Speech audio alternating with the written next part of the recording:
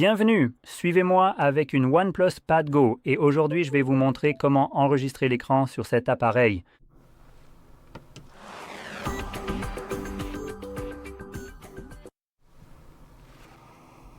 Pour commencer, vous devrez faire glisser votre doigt vers le bas depuis le coin supérieur droit de l'écran, ce qui fera apparaître vos raccourcis. Et ici, l'un de ces raccourcis devrait être un enregistreur d'écran. Pour moi, il est visible juste ici sur la première page, car il y a plusieurs pages. Donc si vous ne le voyez pas sur la première page, vous pouvez faire glisser vers la gauche et cela affichera des pages supplémentaires. Et si vous ne le voyez toujours pas, vous pouvez l'ajouter en cliquant juste ici sur ce crayon et cliquez sur le plus. Et voilà, tout ce qui est dans cette teinte plus foncée, donc en général plus claire, je dirais, ce sont peut-être les raccourcis que vous pouvez ajouter en plus. Celles qui sont estompées sont celles qui sont déjà ajoutées et vous pouvez voir par exemple que nous avons ici le mode lecture et vous voyez qu'il est juste là, donc il est déjà ajouté. Donc de toute façon, vous cherchez évidemment l'enregistreur d'écran. Une fois que vous l'avez trouvé, il vous suffit simplement d'appuyer dessus normalement puis de cliquer sur Terminer et ce sera bon. Donc, une fois que vous voyez l'enregistreur d'écran ici pour la première fois, je vous recommande de le maintenir appuyé puis de sélectionner plus de paramètres ici. Je vais être franc, tout simplement. Les options ici sont vraiment une blague pour un appareil sorti cette année. Et vu ce qu'il peut faire, les paramètres ici sont vraiment une sorte de plaisanterie. Donc vous pouvez voir, nous pouvons régler la résolution sur celle de l'appareil, qui est du 2K, c'est bien, et en fait il la règle à 32 mégabits. Maintenant, je dis que c'est une blague. Même si, en fait, celle-ci est un peu meilleure comparée à d'autres appareils OnePlus, en particulier les téléphones. Et la raison à cela, c'est par exemple les options élevé, moyen et faible. C'est un peu triste. 32 mégabits, c'est le maximum que vous pouvez atteindre. Dans les réglages personnalisés, vous pouvez voir que 32 est le maximum, 2K est le maximum, et il n'y a rien d'autre. Il pourrait pourtant y avoir plus d'options. Des appareils moins chers peuvent monter jusqu'à 100 mégabits sans problème. Donc je ne comprends pas pourquoi ici vous avez un choix aussi, vous savez, limité d'options. Et en plus de cela, je pense qu'ici, au moins 32 mégabits seront largement suffisants pour ce que l'appareil peut faire, ce qui est lié au taux de rafraîchissement. Donc, vous pouvez voir que nous pouvons faire 30, 60 et dynamique.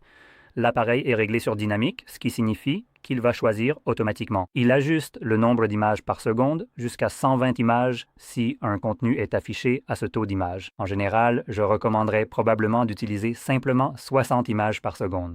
Donc, les 32 mégabits devraient suffire, mais si vous voulez utiliser les 120 images par seconde en 2K, 32 mégabits pourraient créer quelques artefacts, donc parfois l'image pourrait sembler un peu floue en mouvement et ce serait évidemment une limitation des réglages ici. Donc c'est quelque chose à garder à l'esprit, mais en général, je pense que 60 sera la meilleure option. 60 images par seconde, c'est en quelque sorte l'option de référence pour la plupart des médias. Donc, si vous utilisez YouTube, c'est en 60 images par seconde. Regardez des séries et tout ça sur Netflix, c'est même en dessous de 60, c'est plutôt 24 images par seconde. Mais en général, les vidéos sur les réseaux sociaux et tout ce genre de contenu seront en 60 images par seconde. Donc pour cet usage, vous pouvez rester sur celle-là. Si vous prévoyez d'enregistrer des gameplays peut-être sur cet appareil, alors vous pourriez éventuellement utiliser l'option dynamique. Mais si vous ne comptez pas faire de gameplay, restez sur 60. Et nous avons aussi des options de son. Je ne vais pas en parler ici, car elles réapparaîtront plus tard, ainsi que d'autres réglages qui ne sont pas aussi importants. Alors, fermons ceci, retrouvons le titre une fois de plus, et pour ce montant, nous allons simplement cliquer dessus. La première fois, il va nous demander la permission d'enregistrer l'audio. Je vais sélectionner lors de l'utilisation de l'application, puis commencer.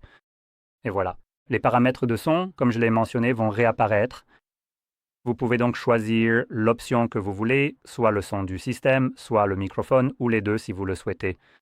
Mais si vous prévoyez d'enregistrer les deux, je vous recommande d'utiliser des écouteurs ou de baisser le volume de votre tablette. Comme tout simplement le mettre en sourdine ici. Et la raison à cela, c'est que le son qui va être enregistré, du moins le son du système, est en fait enregistré en interne. Donc vous n'avez pas besoin de l'entendre, Mais quand il s'agit du son, par exemple lorsqu'il sort par les haut-parleurs, il est enregistré en interne, passe par les haut-parleurs, puis est enregistré une seconde fois par le microphone s'il peut l'entendre.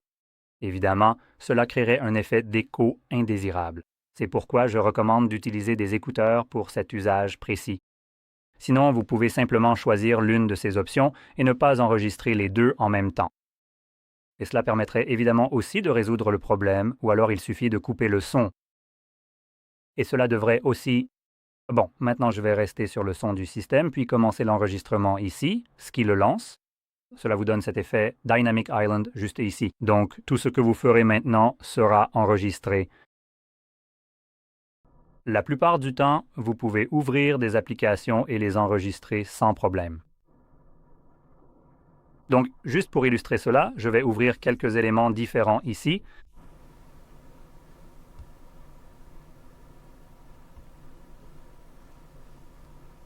Voilà. Maintenant, je veux aussi vous montrer quelque chose que vous allez probablement rencontrer à un moment ou à un autre. Et cela concerne, mon Dieu, des applications horribles comme Netflix. Voyons si nous avons un autre coupable ici, sur lequel j'aime toujours prendre le temps de râler. Mais il n'est pas là, donc il n'est pas préinstallé, mais Netflix l'est. Donc, puisqu'elle est préinstallée sur cet appareil, je vais vraiment prendre mon temps pour la descendre en flèche. Bon, eh bien, j'imagine que je n'ai pas de connexion Internet. Je suis connecté. Voilà. Maintenant, bravo à OnePlus.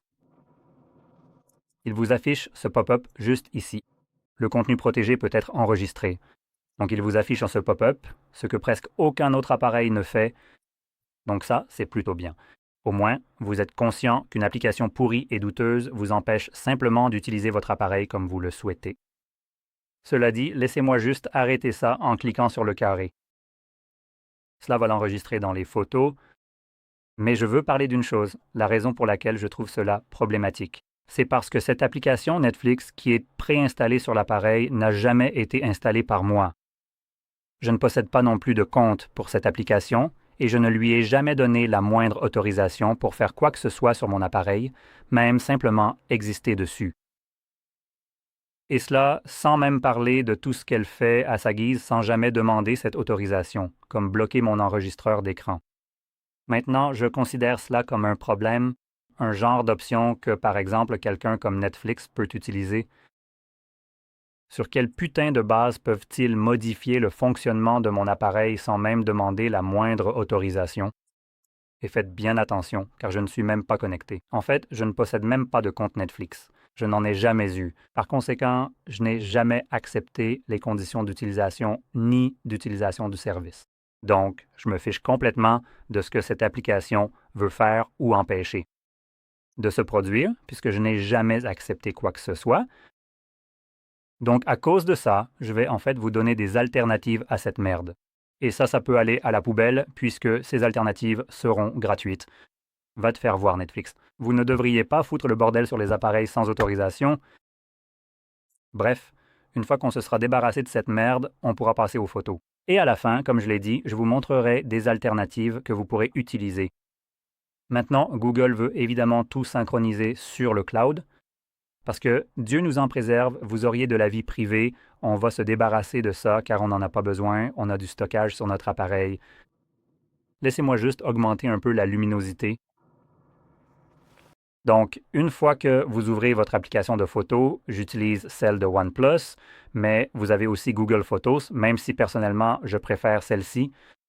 Donc ici, vous pourrez voir toutes vos photos et vidéos, ce qui inclura également vos enregistrements d'écran, comme vous pouvez le voir. Maintenant, si vous essayez de retrouver quelque chose de plus ancien que vous avez capturé il y a quelque temps, il sera beaucoup plus facile de naviguer dans les albums. Et dans les albums, cherchez l'album des captures d'écran. Je sais que ceci n'est pas une capture d'écran, c'est un enregistrement d'écran, mais l'album capture d'écran contient en fait à la fois les captures d'écran et les enregistrements d'écran, et en plus de cela, vous pouvez cliquer juste ici. Si vous avez évidemment les deux et en grande quantité, vous pouvez alors simplement afficher ou sélectionner l'option pour ne montrer que les vidéos. Et ainsi, cela éliminerait tout autre type de capture d'écran que vous pourriez avoir ici. et n'afficherait que vos enregistrements d'écran, ce qui vous permettrait de retrouver beaucoup plus facilement ce que vous cherchez. Quoi qu'il en soit, à partir d'ici, vous pouvez évidemment commencer à visionner l'enregistrement. Et je vais avancer un peu dans la vidéo. Comme vous pouvez le voir, voici l'application qui a été enregistrée. Et ce que vous allez voir dans un instant, c'est Netflix qui n'a pas été enregistré, car bien sûr ce n'était pas le cas. Et une autre application de ce type serait par exemple Spotify, qui est également souvent préinstallée sur les appareils. Donc, à cause de cela, je vais aussi en profiter pour mentionner rapidement quelques alternatives à cela. Maintenant, une brève explication de cette fonctionnalité qui bloque votre enregistreur d'écran. C'est une fonctionnalité d'Android et elle est conçue pour protéger la vie privée et la sécurité de l'utilisateur. Eh bien, est-ce que vous vous sentez protégé et en sécurité par Netflix lorsqu'ils empêchent votre enregistreur d'écran d'enregistrer l'écran parce qu'il y a tellement de données personnelles là-dedans, n'est-ce pas? Donc, évidemment, vous pouvez rapidement comprendre que ce n'est pas fait pour votre intérêt. C'est fait pour que le propriétaire de Netflix puisse s'offrir une autre Aston Martin ou Porsche. Alors pourquoi est-ce que je me soucierais de ce qu'il veut quand moi je veux enregistrer l'écran? Et à cause de ça, voici notre Netflix ouvert, complètement ouvert, clairement, non? Donc à cause de ça, je vais vous montrer. Vous n'avez même pas besoin de télécharger une quelconque application pour ça, parce que c'est tout simplement génial comme ça. Non, merci. Et il y a deux choses différentes que je peux recommander et que j'ai testées moi-même. Donc l'une d'elles serait Pestream.move. Maintenant, quand vous allez ici, ça ouvre quelque chose qui ressemble relativement à Netflix. Tout fonctionne ici. Mais lorsque vous essayez de lire quelque chose, je vous recommande la première fois d'installer le plugin qu'il vous demandera d'installer. Disons qu'on va ouvrir ceci. Donc nous avons utilisé l'option par défaut ou en gros, installer l'extension pour cela. L'extension vous permettra d'avoir un peu plus de rapidité et plus d'options pour choisir les dépôts d'où sont extraits ces vidéos, films ou séries. Et en plus, le buffering sera beaucoup plus rapide, donc évidemment c'est très avantageux pour vous, mais vous pouvez en quelque sorte passer cette étape. Comme je l'ai dit, cela peut poser certains problèmes. Par exemple, le buffering peut parfois être désagréable et très lent, donc je peux le constater en ce moment. Il va passer par différents choix. D'habitude, avec le plugin, cela se fait beaucoup plus rapidement et sans douleur. Voyons voir. Ah voilà, vous pouvez le voir. Voilà, il a sauté les deux, nous n'avons pas pu trouver cela. D'accord, super. Donc je suppose qu'il y a une bonne raison d'avoir ce plugin maintenant. Je ne sais pas exactement comment cela fonctionne, mais je l'ai testé avec et sans. Et je peux vous dire qu'avec, ça fonctionne bien mieux. Voyons ce que nous avons d'autre ici que je pourrais essayer de montrer. C'est étrange. Eh bien, si quelque chose ne fonctionne pas, nous en avons un autre. C'est comme ça. Je ne suis pas sûr de me souvenir correctement du nom, mais il semble que oui. Nous allons fermer ceci. Maintenant, celui-ci, évidemment, vous pouvez voir qu'il ouvre des onglets supplémentaires, mais voyons si celui-ci va se charger. Arrête.